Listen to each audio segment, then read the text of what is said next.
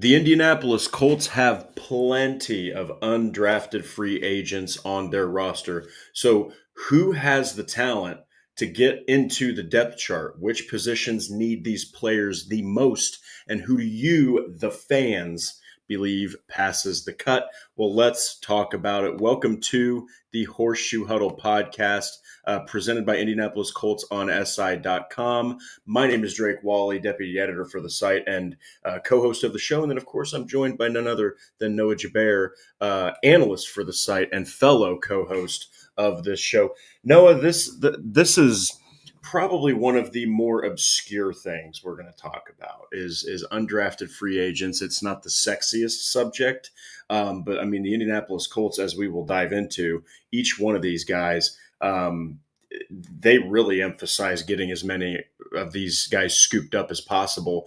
And hey, they can turn into something here. I mean, I know that he wasn't undrafted necessarily, but a guy like Sam Womack, you pick him up off the scrap heap. A guy like, Dalton Tucker, who was an undrafted free agent out of Marshall, you pick him up, he ends up playing starter snaps for you. So how you doing, man? I know Memorial Day weekend is here, but I'm actually kind of excited to talk about these guys because I really do think maybe a couple could have a chance of making the roster, and who knows, they might even see the field.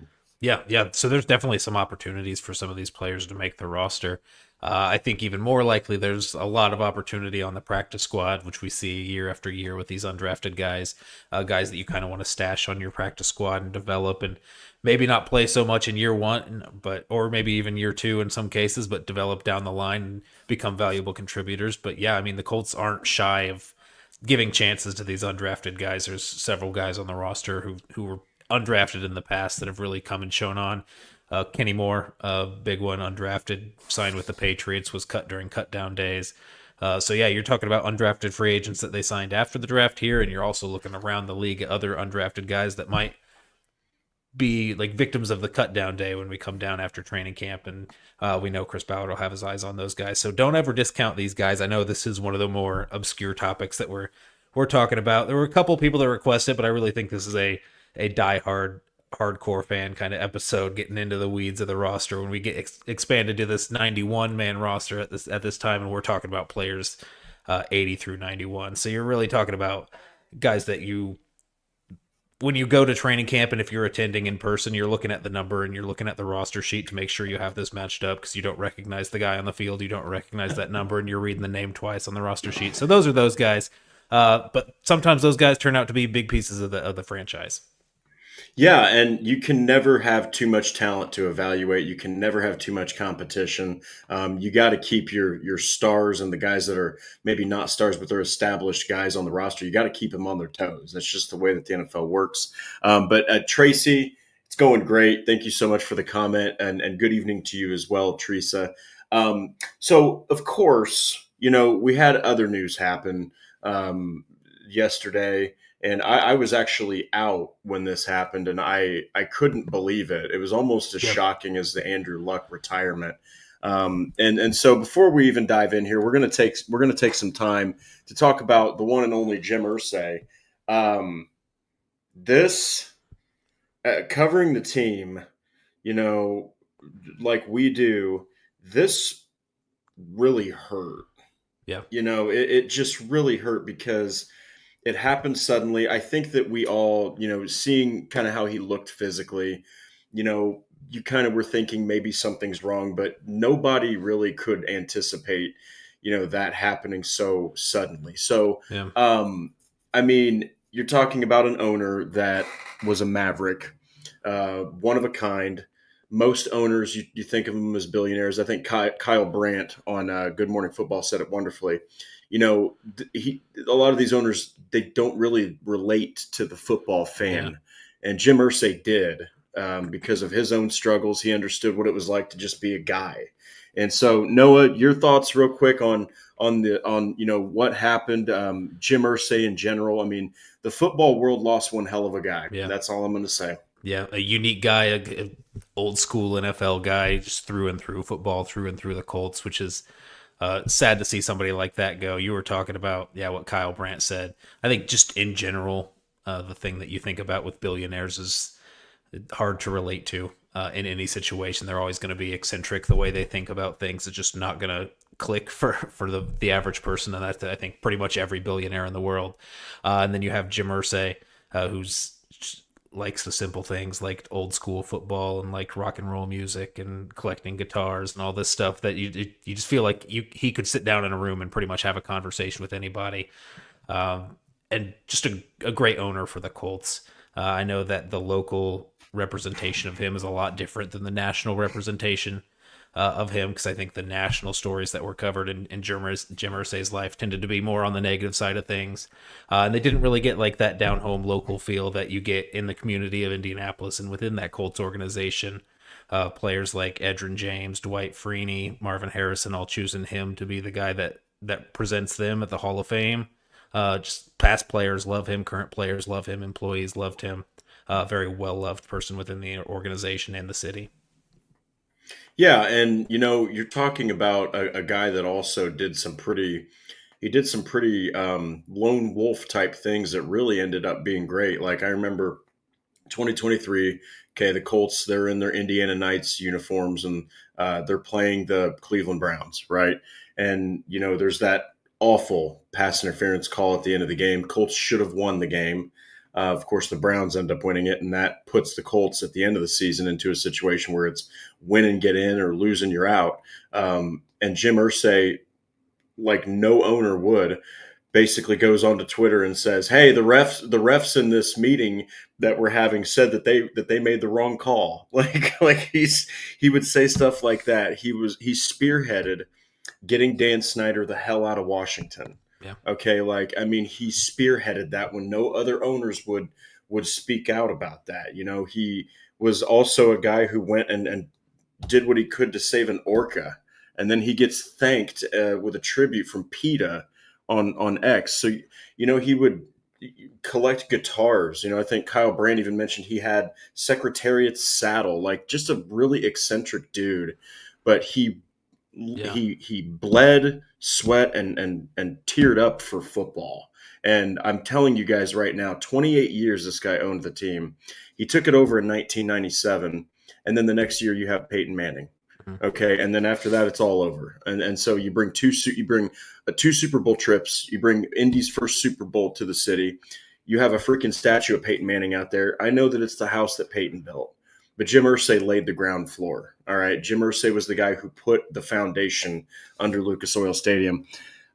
At the end of the day, man, I think that a lot of Colts fans have so much faith in Carly Irsay Gordon, I believe, is her full last name. But it's going to be very weird.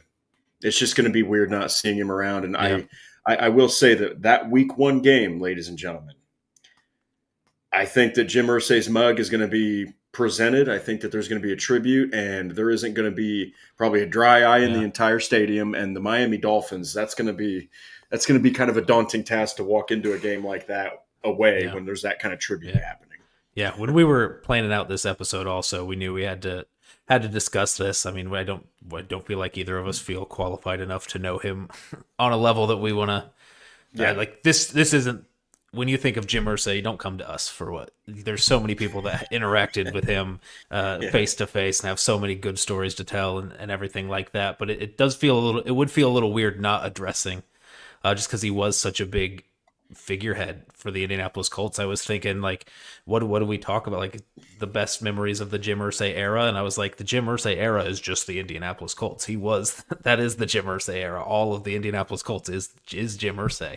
That's what he was to this team. It's weird. It's rare that you get an owner who grew up in the organization, worked as a ball boy, worked in the equipment room doing laundry, then got hired as the general manager, and then took over as owner, and just kind of did like every role within the organization from the ground up. That's really rare. I'm glad that it's staying within the family, and Carly, somebody who also grew up within the Colts organization and has had some different roles within the office, maybe not so much doing the laundry like Jim did, but has had roles within the organization. So I don't know. One thing that I always thought about when we talked about Jim Irsay is, like, I felt so secure as an Indianapolis Colts fan that the Colts were committed to Indianapolis and staying there. where I feel like if you had any other owner in another situation, just a guy who came in and bought the team, like exploring moving out of Indianapolis was always on the table for other guys. But with Jim Irsay and the Irsay family, it feels like Indianapolis is the home. That always made me feel good that the team was rooted here. Even after that move from Baltimore, once they got here in Indianapolis, it seemed like they were so connected with the city. So that's where I really felt the most confident here, being someone from Indianapolis. Don't want to see that team get ripped away from Indy, and I feel like it's in good hands with the Irsay family. Yeah, all you need is the last name, Yeah. Ursay. I think that as long as an Ursay is an owner, I don't think you're going to see Indianapolis go anywhere. But before we do move on to the subject of the episode, two things that I thought were hilarious that Jim Irsay did, and they were both in 2022, the 4-12-1 season that led to AR. Number one is that absolutely off the rails press conference. Where he's talking about the upper of the upper quartile. I mean, you'd have things like, I don't know what goes into sausage. I don't know how it's made, but I do know how to build a football team. And then without question, one of the funniest things he ever did is when there were reporters and analysts and everything. I think even Ian Rappaport mentioned something, which go read what Ian Rappaport said about Jim Irsay. You could tell people loved this man, but like, everyone was trying to ask him questions. He's in a golf cart with his security guard, and everyone's trying to like approach him and ask questions. And it's an iconic picture where he puts his finger up, like, hold on a second, and he just starts ripping a cigarette. And then just when he's able to get away from them for a split second, he tells his driver to start going, and he just avoided the media altogether. I mean, Jim Irsay was he's ripping a heater and everything and just leaving on his own compound. Dude was just ridiculous. He was a very funny guy. Yeah. So funny, a very unique guy. Good for a ton of good quotes, like you mentioned there. And I feel like more so when the team was struggling in these past years, and he's being put in the spotlight a little bit more and has to come up with some things to say. I mean, there's only so much you can say after you have that disaster of that performance in 2022. So I mean, talking about sausage, it was a good way to get the conversation on him a little bit, take some heat off the team. So maybe, I don't know if that was necessarily media planned, but that's just kind of the guy that he was, where he could take the attention and the spotlight in the room. Yeah. Well, hey, we'll go ahead and get to Paul's super chat here. I was amazed at all the stories and how charitable he was. The stories from the players and coaches I watched today were amazing. Yeah. Exactly. And that's why it's really hard to imagine him as a billionaire, because the guy was just a good dude, just a good guy, just had a lot of money, obviously worked for it. He kept the Colts here. He built good teams. Yeah. When he said he knew how to build a football team, it wasn't just Peyton. I mean, my God, the guy surrounded him with so much talent. Him and Bill Polian to this day, and it's not even biased, one of the best owner GM combos that I think you can put together. Yeah. So, and when you're talking about owners building a football team, like, they're picking the coaches, they're picking the general managers, right? So you're not just saying Bill Polian did all the work. Somebody had to hire Bill Polian, right? So, and that's instincts from Jim Irsay to make that call there. Just a great legacy there, and it's good to see. Paul mentioning all the stories about how charitable he was and everything like that. Good to see local media. I knew this was not going to be an issue, but it's good to see the national media also overwhelmingly positive stories coming out about Jim Irsay in honor of him. Yeah, we'll hit these last two real quick. Jim was as close as a fan owning a team as you'll ever see. I mean, watching him absolutely lose his mind to, I think it was Meek Mills, blasting in the locker room after they beat the Panthers a couple years ago. I mean, the dude's like basically dancing, just an absolute unit. And then any dude in his 50s wearing Ed Hardy shirts is a real one. Yeah, Jim Irsay was eccentric. But look, at the end of the day, it's sad, it's awful. But Jim Irsay, the Irsay family, condolences, because it's a real hard one. And I'm sure that it's going to take a long time for this team, this city, this culture to say, okay, it's time to take that next step, because this one hurts. It hurts really bad. But we do have to get to the actual content here. And believe it or not, this isn't a tribute to Jim Irsay episode, even though we probably could spend the entire time talking about him. This is all about the undrafted free agents. Okay, so what we're going to do is we're going to go by position here. I think that Noah's got these so well laid out here. So we're going to start with wide receivers, and then we're just going to go right down the pipe. No quarterbacks, guys. I think that they've established the quarterback position, but we're going to go ahead and start with this first one here. Interesting wide receiver out of Ohio, Coleman Owen. So this is a guy, I've got his stats pulled up right here. Productive, 2024.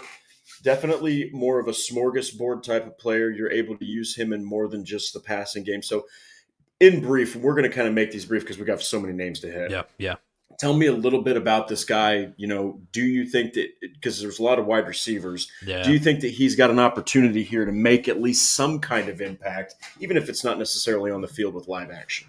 Yeah, so 13 receivers on the roster currently. 4 of these were undrafted free agents. So you already had a pretty crowded group before you brought in these undrafted guys. Interesting, these 4 guys that we go over, I think, are all a little bit different in how they play the game. Coleman Owen, 5'10", 180 is going to be more of your inside guy, your slot receiver, probably back there behind Josh Downs, Anthony Gould, and then maybe Coleman Owen's going to be the guy getting those third team reps in the slot when we come into training camp. I mean, I think of these guys, just that backup spot behind the slot is one of the least crowded in the terms of the receiver room. So good to have a guy with that kind of specialty in there who could certainly get in the mix. Really, any of these 4 receivers that we're going to talk about, I think, have an opportunity to grow on the practice squad. This is really where you're going to see those opportunities. Really, with any of these 4 wide receivers, I'm not expecting anyone to pop up and make the roster on the active roster when you've got guys like you've got A.D. Mitchell, Michael Pittman, Josh Downs, Alec Pierce locked in at the 4 receiver spots. Ashton Doolin, Anthony Gould will be your next people up. That's 6. And then you've got vets, Laquan Treadwell, DJ Montgomery, and then Aju from the CFL, all competing with these 4 undrafted free agents for 2 practice squad spots maybe at receiver. So, I mean, even when you're talking about availability on the practice squad at receiver, it's still going to be tight, pretty limited, and you're going to have to beat out some proven veterans. DJ Montgomery and Laquan Treadwell are guys they've had on the practice squad this past season. So, yeah, there's some incumbents on the roster you have to beat out just to make it onto the practice squad at this spot. But Coleman Owen is a guy who could fill in because I think he's a little bit more specialized in an area that doesn't have as much depth behind it.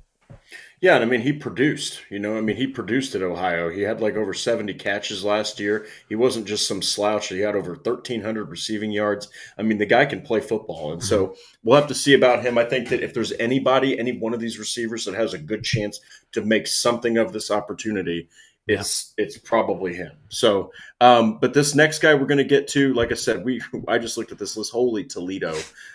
Maybe one of them's from Toledo. We'll see. But this next guy, Blaine Taylor. Now he is out of, I think it's Cisco. Oh, you put his last name. That's okay. But he's actually out of Cisco College. The Wranglers is where Blaine Taylor is out of. Of course, this is. Go ahead. I think Abilene Christian is where he ended up. Okay. I think after that. So I'll just update that. Yes. Yeah. Okay, so these are his old statistics. Not that that's much bigger than Cisco College. So we're not talking Power 5 guys here. A lot of obscure names in terms of colleges that we've got on this, I think, 15-man undrafted free agent list. Here we go. I finally found it. So I mean, you're talking about a guy here that he did produce a little bit. He had some prowess in 2022, 2023, but he did have a hell of a 2024. 73 catches for 1,117 receiving yards, 8 touchdowns. The previous year, he only caught 41 balls, but for 620 receiving yards and 7 more touchdowns. He had looks like here he actually had some let me look here. Yeah, in 2022, he only caught 19, but this is a guy that just continued to improve. Now, kind of similar to Owen, the last entry. This is a guy who's got the production where the Colts might look at this and be like, what have you got? He might have similar odds, though, similar to Owen, to actually do something with it. Yeah, I think Yeah, it's kind of similar to where you've got with Coleman Olin in the slot, where this is a guy who's going to play on the outside, 6'4", 212. He's long. He's mostly a vertical receiver. I don't think that route tree is very well developed, so he's going to be like uh, your Alec Pierce, A.D. Mitchell kind of back up there in that role, that vertical X that you've got in the offense. So he'll be taking probably third team reps or maybe even fourth team reps with that.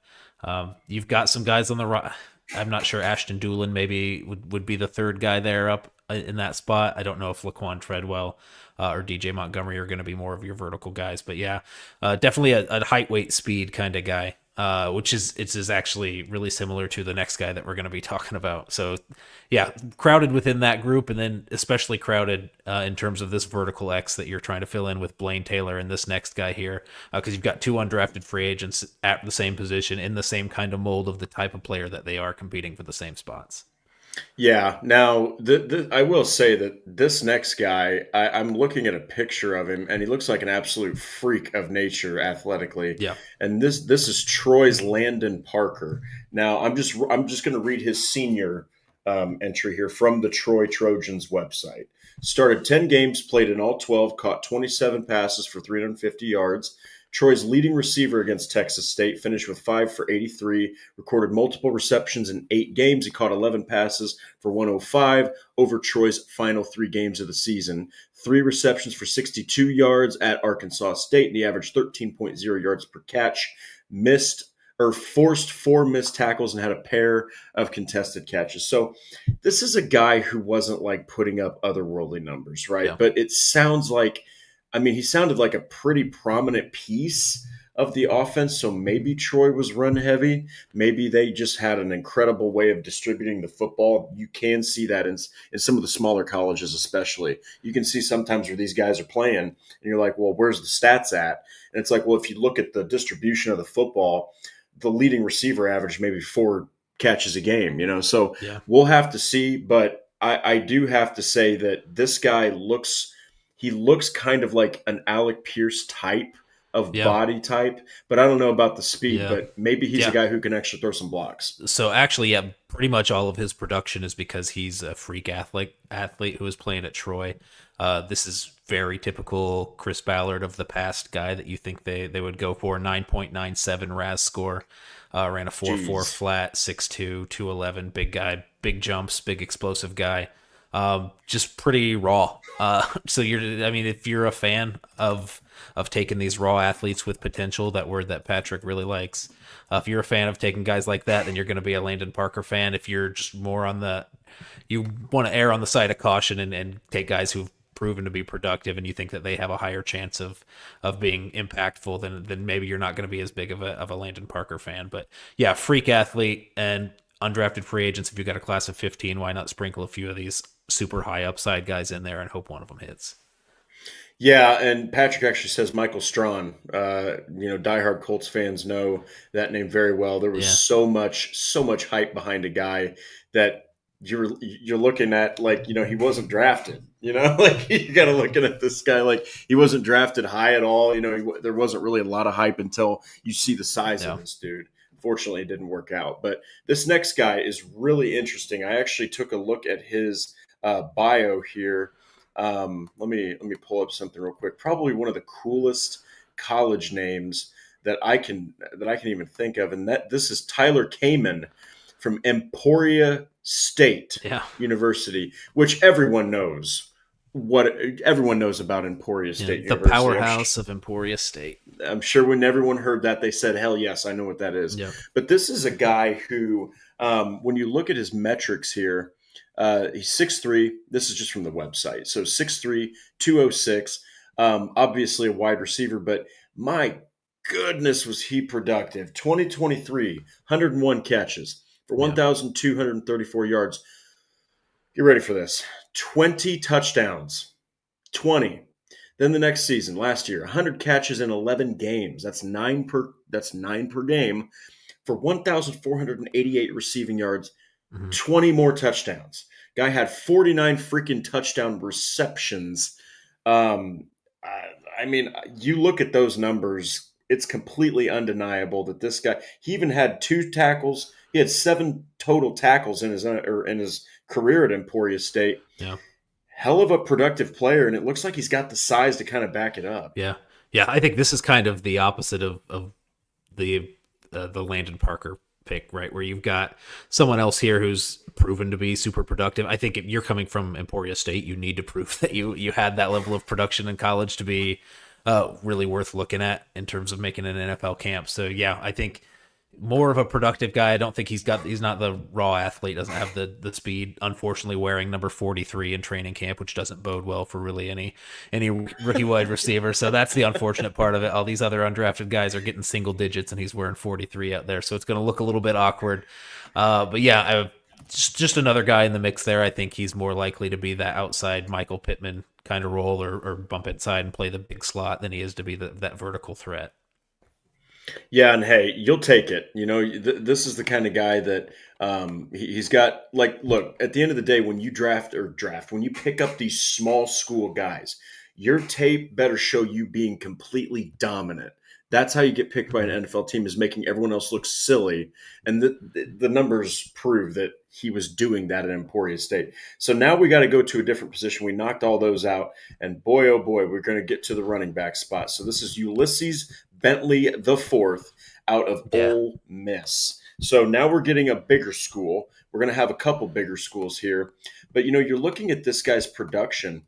And, I mean, he's on the shorter side, so about 5'10", 5'9". He's still about 200 pounds, so he's got the size. He's got some of that smaller build, which you could use that. It's really difficult to tackle a guy who's smaller, has a lower center of gravity. But this is a running back room that has Taylor, that's got Herbert, it's got Giddens, it's got Goodson, Salvin Ahmed. It's a pretty full room. So what realistically do you think that Bentley the fourth can get done here? Because even the practice squad players seem like they might already be slotted in. Yeah, running back's a little bit. Yeah, Salvin Ahmed's a guy who was on the practice squad this past year. Really, the benefit that Bentley has here is, well, aside from his awesome name, Ulysses Bentley the fourth, a benefit that he has is that it's just kind of a thin room. You don't have a ton of numbers there, like you're working with a wide receiver. So yes, Salvin Ahmed's going to be like that primary competition for him in terms of a practice squad running back. Whether they liked what they saw in Ahmed coming out, I think they're similar type of players, both. Neither of them are they're both on the smaller side in terms of running back. You're not going to get much power out of those guys. I think Bentley has some kick return past in terms of college, so maybe gives you a little bit more versatility in terms of being able to contribute on special teams if you ever needed to be called up. So that maybe that's something you consider when you're going into training camp and making those final roster decisions. And then he also has the benefit of having played in the SEC. So you've got somebody who's definitely got a better resume in terms of competition they've faced than a lot of these other undrafted free agents they're signing. So yeah, I think he's a name to be on the lookout for. 'Cause very likely that, I mean, not out of the realm of possibility. Like, you wouldn't be surprised if he beat out a guy like Salvin Ahmed for the practice squad spot, or even maybe if he shows enough in preseason, maybe contend for that running back 4 spot instead of Tyler Goodson. Yeah, and hey, it's always good to keep the running back room competitive because it's such a run heavy scheme. Regardless of if it's Jones or Richardson, you want to be able to rotate in guys, and guys get hurt. You got to have the right guys in place on the practice squad. People don't talk about practice squad players enough. They're incredibly important because any given freaking Sunday, they got to get called up right to that active roster, and they're taking carries out of the backfield. So that's going to be a great opportunity for Bentley the fourth to get something done. Now we're going to a position that not too long ago was an absolute void until Tyler Warren was drafted for his services. This is Maximilian Mang, which is an absolutely deadly name. It sounds like a villain from Mortal Kombat.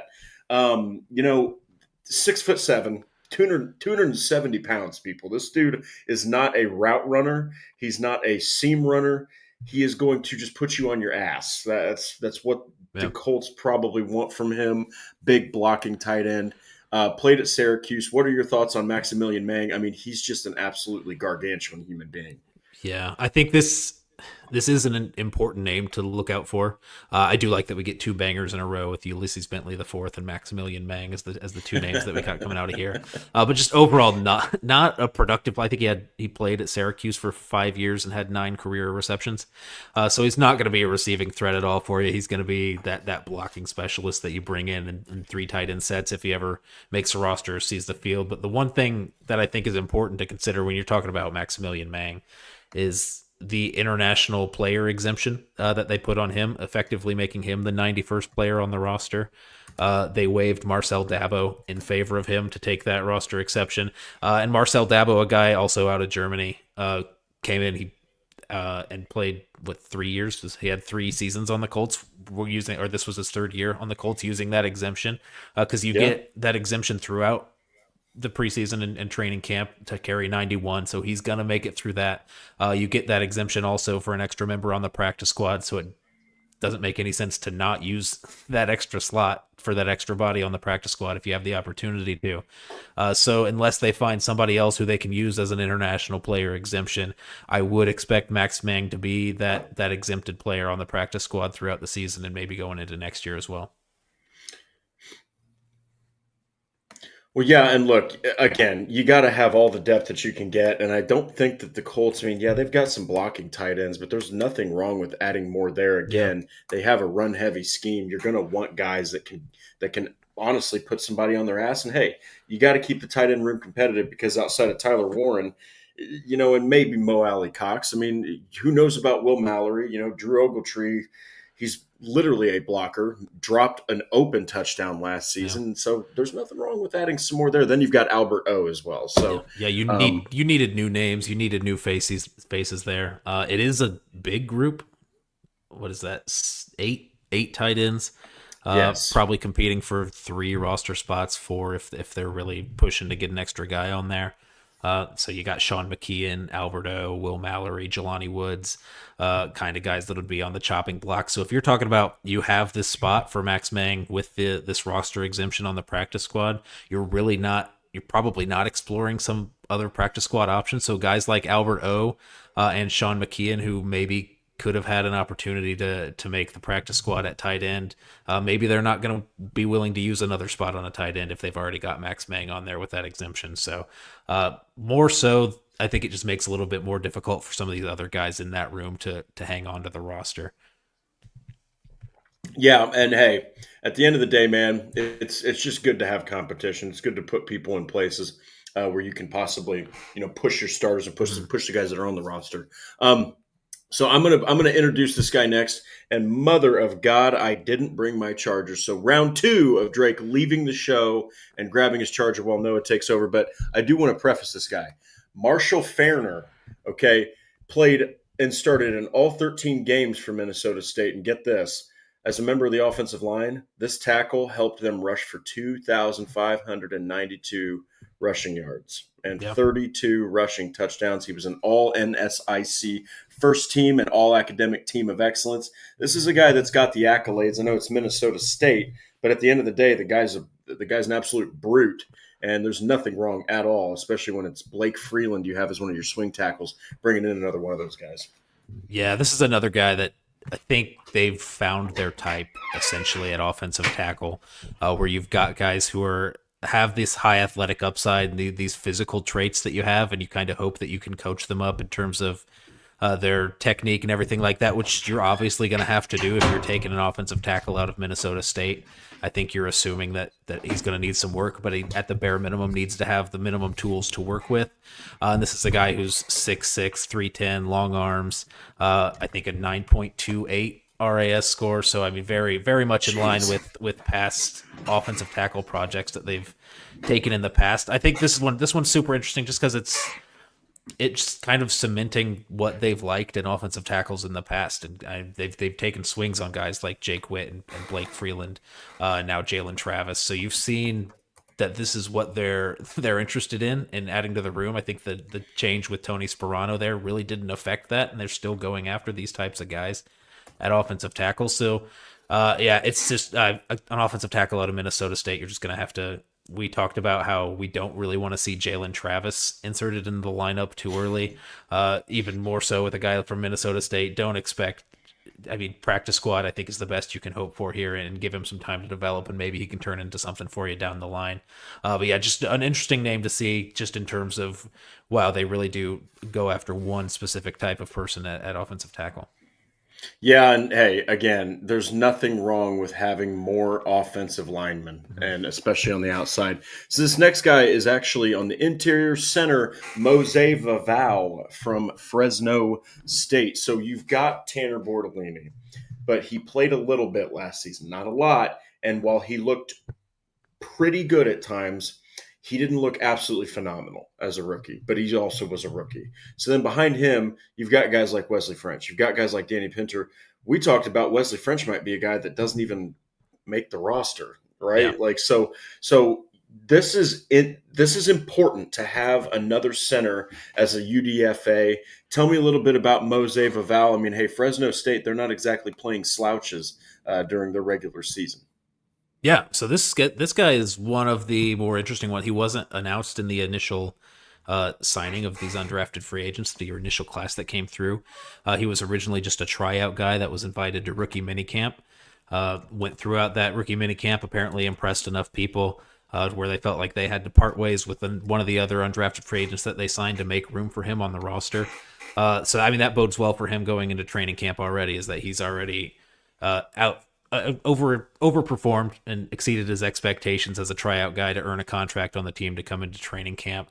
I think numbers kind of helped with that also. A guy that they waived was Joe Evans at defensive tackle, which is a room that also needs some help, but I think it was pretty clear that you needed some more bodies at least on the interior, and Vavau's a guy who has that center experience and can play inside really at any of those three interior positions. So 8.56 RAS, so not incredibly high, but definitely within that realm of something that the Colts would be interested in playing around with. So yeah, just a guy who I think is a fun name to watch just because of the background he has in terms of not originally being signed and already impressing enough to bump another guy off the roster. So yeah, one guy off the roster, only 33 or 35 more to go to make it onto the 53, but maybe this is more likely someone you're looking at the practice squad for.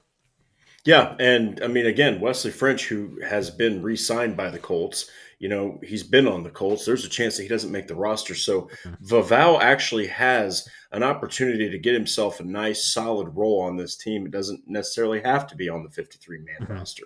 So we'll have to see, but that's a name to look out for. I promise you that's a name to look out for because the Colts really want to solidify center, and they want to have somebody good to give the defense good looks. So next one is Devontae Davis, defensive tackle out of Florida Atlantic, started his career in college at Jackson State, moved over to the Owls.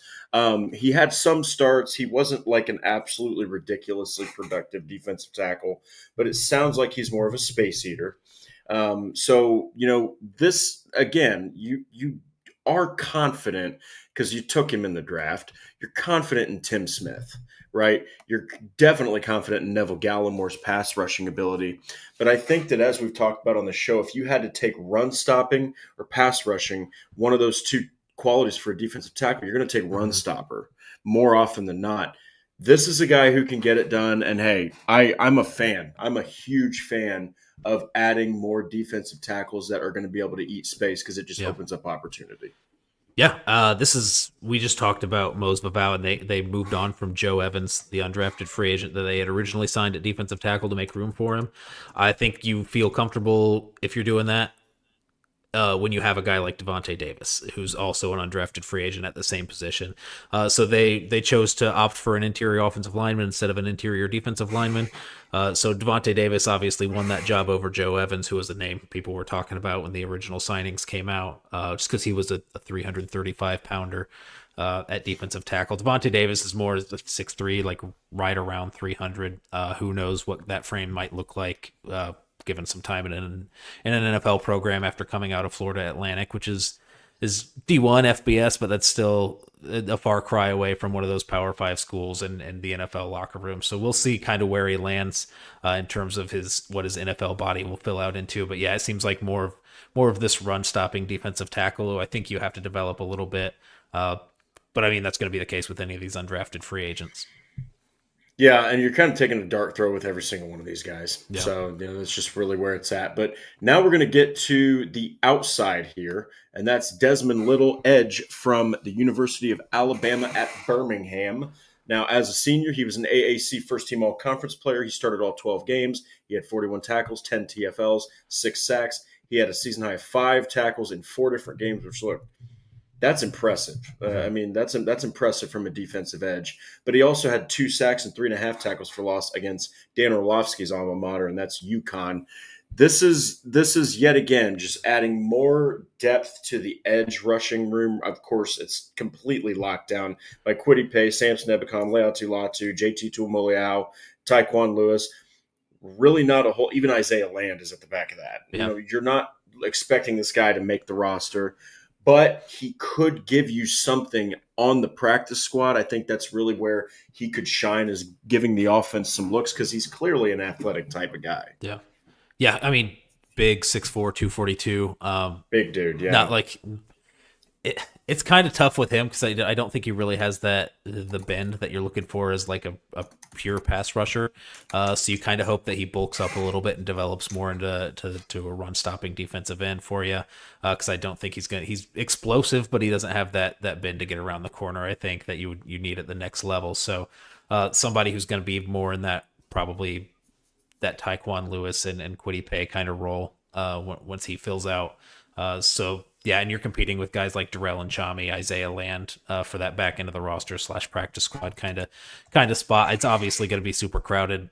We talked about this in a couple episodes ago about how deep that defensive edge or that edge defender room is at the moment, even without that trade for Trey Hendrickson that everyone's been pushing for. So you've got a crowded room with really a lot of young talent in there. So yeah, it's the names you're watching is kind of see what happens with Isaiah Land, see if he's a guy that ends up making the roster or gets pushed down to the practice squad.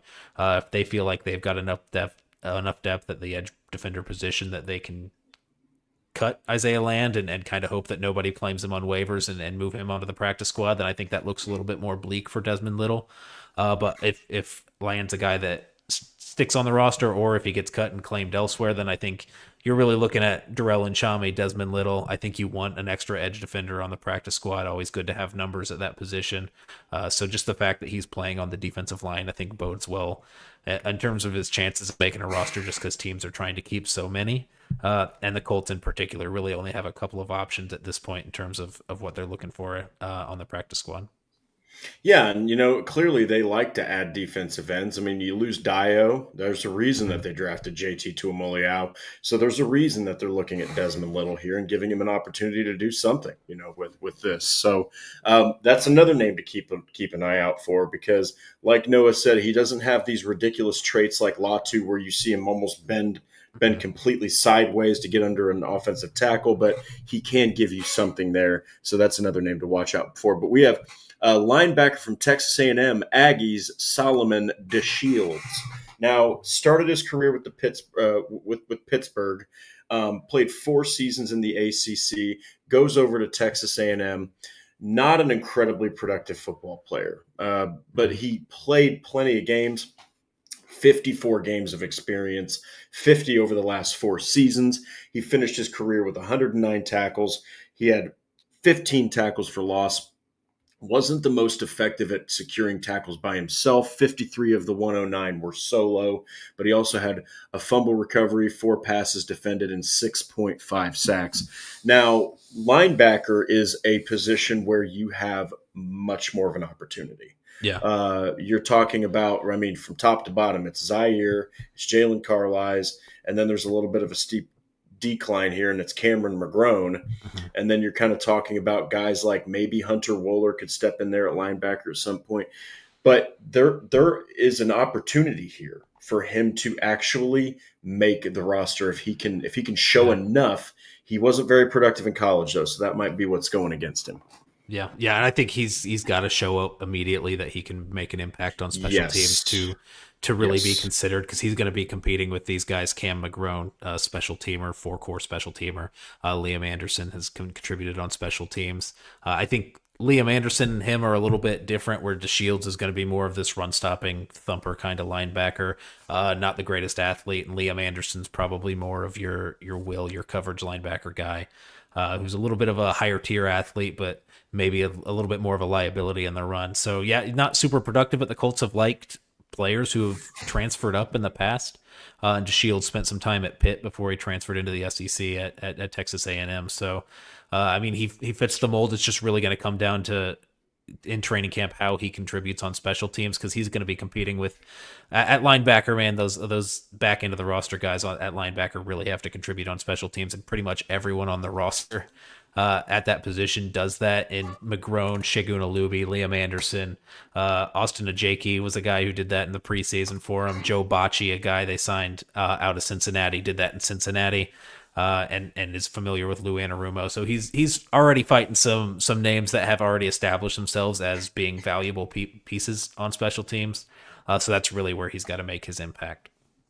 Yeah, and hey, there's nothing wrong with that. There's plenty of Colts players that have had to start on special teams. So yep. This next guy, they're continuing to fill out the defensive backs. And, of course, this is just a reflection on how much Lou Anarumo is going to need defensive backs. That's Tulane's Jonathan Edwards. Of course, we'll just fast track right to his 2024 in the American Conference.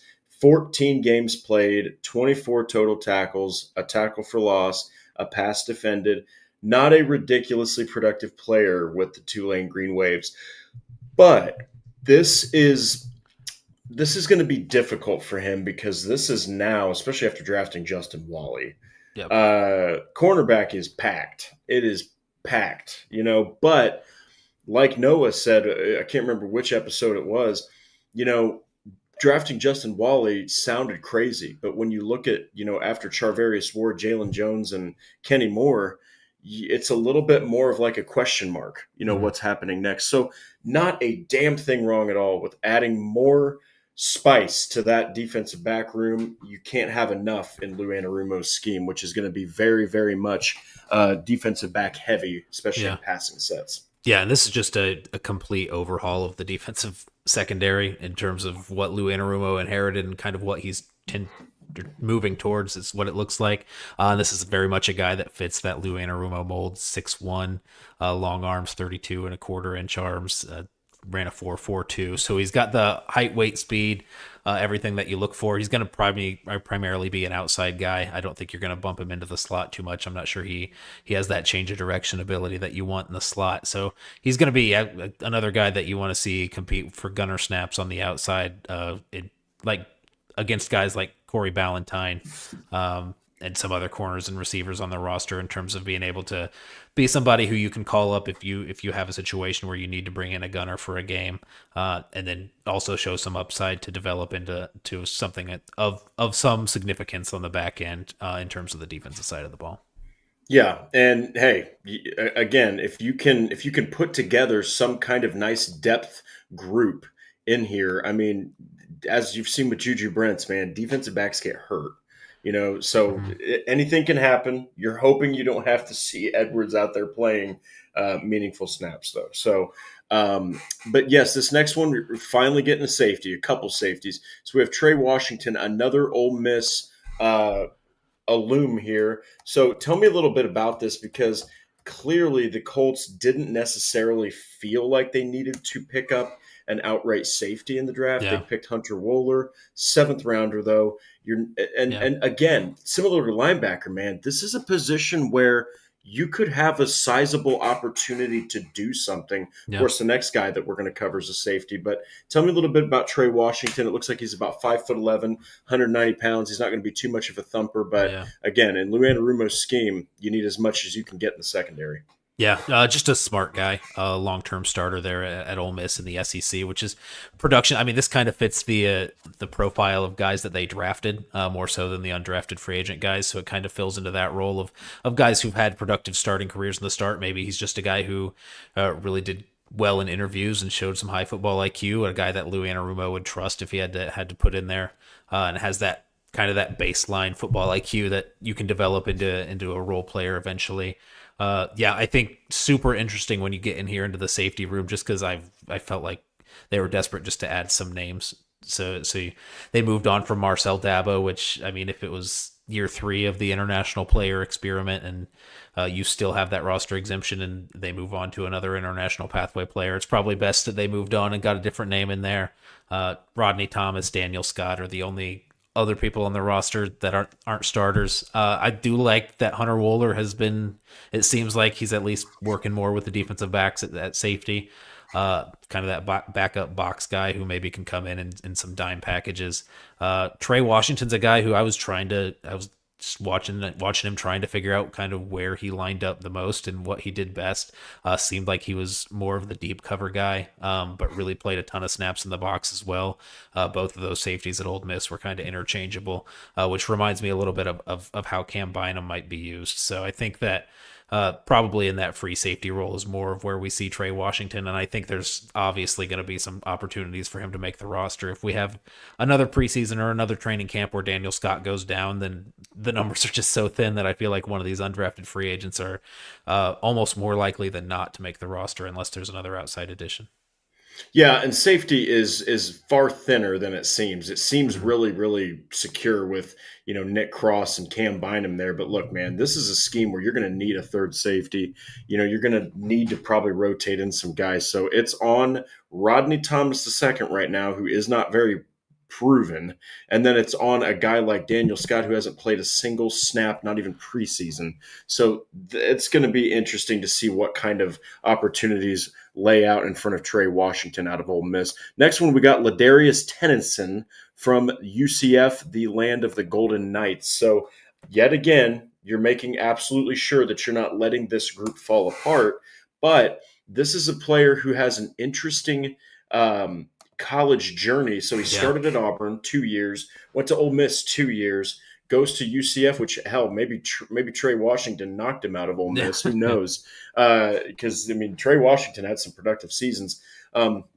Has a career of 169 tackles, 21 tackles for loss. He had 10 of those in one season on 54 and 22 with Ole Miss. So the guy clearly can run, defend. He can clearly shoot the gap. He had 2.5 sacks, which is more than you think for a safety. He had 4 passes defended, 2 fumble recoveries, a fumble recovery return for a touchdown, and he also had a pick last year, the one of his career. Despite going to multiple schools, Noah, this dude seemed to at least produce somewhat. But man, that 2022 with Ole Miss, 10 tackles for loss for a safety, that's actually pretty damn good. Yeah, a lot of snaps in the box, a lot of snaps at slot corner. I think this is a guy that you want to play in some way closer to the line of scrimmage rather than being your deep safety kind of guy. 5'10", 200, so he's not going to be like this big thumper, but still somebody you want to get closer to the ball than further, just so you give him some more opportunities to use his instincts to make some plays. I do think it's interesting that they grabbed 2 former teammates there at safety in Ladarius Tennyson and Trey Competition Washington. right there. Yeah, to compete. I do think they're probably competing for opposite safety spots. I think they're both a little bit interchangeable, but I think, more so you're looking at a box player in Tennyson and more of a deep player in Washington. So I think I like that they got one on each side. And maybe neither of these guys are going to be people that they're feeling confident in or confident enough to push any of these other guys off the roster in terms of Rodney Thomas or Daniel Scott. But like that there's an opportunity for both of these guys to make the roster if they need to. Yeah, and hey, again, we can't hash it over enough. This is a position that really needs help. They need help with depth, and if you got Daniel Scott, who's injury prone badly, so if he goes down, knock on wood, you don't want him to. If he goes down with another injury, holy crap, does the door open for opportunity? So keep an eye on both of these names, and also keep an eye on Daniel Scott because again, he's had 2 straight season-ending injuries. But this last guy we're going to get to. Probably the most prominent name that I've heard people talk about more than anyone. Yeah. And it's weird that it's not even a skill position, offensive or defense. We're talking kicker Maddox Trujillo out of Temple. I'm looking at his picture right now, and he looks like he is a crisp 13, 14 years old. The guy has about as baby face of a face as you can imagine. But yeah, I think that this is really good to bring in competition for Spencer Schrader. You obviously had confidence enough to cut Matt Gay, who, as we have mentioned on this show, Yeah, he missed some long field goals, but Matt Gay was literally perfect inside of 50 yards, which you will take that almost every time. The Colts probably just said we can save money. We're paying him too much. He's not doing enough from long. So Spencer Schrader, you're riding on this kid with almost no NFL experience, he hasn't proven much. They're watching the tape, they're watching him, but they felt like, hey, let's add more competition at kicker. I'm looking at his stats here: 12 games last year, 21 for 21 extra points. That's fantastic. Keep in mind, though, in college, they're kicking from like the 2 yard line. All right. So they're not doing what the NFL does where you back it up to the 15. But he hit 16 out of 22 field goals for 72.7%, 69 total points. What are your thoughts here? I really don't expect Spencer Schrader to lose his position to this kid, Yeah. but it is really good that the Colts are not just saying, hey, Spencer, you're the guy, because Matt Gay was a hell of a name to cut. Yeah. Mr. Automatics is also a good nickname for him. So he's I like the names that they bring in at kicker. It always seems like the Colts find some guy at kicker to come in and be the camp leg who eventually or actually doesn't win the job, but eventually goes on somewhere else. You got just a history of it with Brandon McManus, Cody Parkey. Oh gosh, I know I'm missing some more on there. Chase McLaughlin was a camp leg who didn't win the job, not an undrafted guy, but then went on to play for the Bucs. So yeah, I mean, you've got these names of guys that they've brought in and have had success with in the past. Spencer Schrader was a camp leg for the Colts previously, and he went on to find another job and then make his way back to the Colts. So you're always keeping an eye out for these names. You're never going to go into training camp with one kicker on the roster, even if it is a young guy. I mean, you talked about Maddox Trujillo looking like he was a crisp 13 or 14. If that's true, I think Spencer Schrader looks a crisp 15 or 16. So I don't think he looks much older. These are two really young guys with no experience in Trujillo and very, very limited experience in terms of what you've got with Spencer Schrader on the roster. So always good to have a backup plan. I feel like the thing that you do there is just you find somebody who has some pop to the ball when you're bringing in a camp leg and just see if that accuracy can work itself out come training camp and come time for a kicker battle. Spencer Schrader, I know they spoke really highly of him when they moved on from Matt Gay, but still you should never feel safe in a kicker battle. I feel like kicker battles can go either way. They've got nothing invested in Spencer Schrader other than they've already cut Matt Gay and they need a name there. So like if they went with Trujillo because he was the better guy, that wouldn't be surprising. You've got you signed a 2-year deal for Spencer Schrader, but it was vet minimum money, so I don't know that makes really any difference for you. You're not gonna hold on to a guy for that. So they put them themselves in a position where they can truly go with the best kicker available here because they're not leaning on to some heavy contract in Matt Gay with those guarantees. You're not worried about any investments you've got tied up. Just going to be best man wins, but I do think Spencer Schrader has the clear advantage coming in as a guy they've already seen in the building and wanted to bring back. And he should have the advantage. I mean, you're picking up an undrafted free agent kicker. You really hope that the guy that you named the starter and that you cut a guy who is really damn good, to put him in the starting position. You're hoping he's just going to feel a little bit of pressure and become even better. You would hope a guy like Spencer Schrader has the advantage because if he doesn't, then you shouldn't have cut Matt Gay. No. I mean, that, again, just to put a bow on that. Yeah. I still am shocked to a degree that they did that. I understand that they really like what they saw in Spencer Schrader.